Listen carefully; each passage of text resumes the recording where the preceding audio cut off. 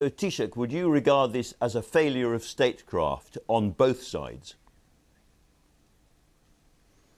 I would indeed, and I've said that before, because I think if you stand back, and I've just come from a European Council meeting, there are many challenges across the world, very serious challenges, and it seems to me with the election of President Joe Biden, there's an opportunity in terms of the transatlantic relationship to reset that relationship between the United States and Europe, and of course the United Kingdom.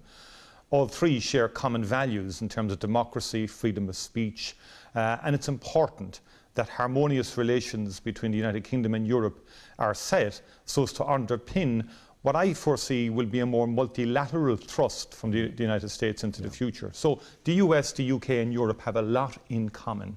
Sure. I think it would be an appalling failure of statecraft if we were not in a position to get a deal over the line.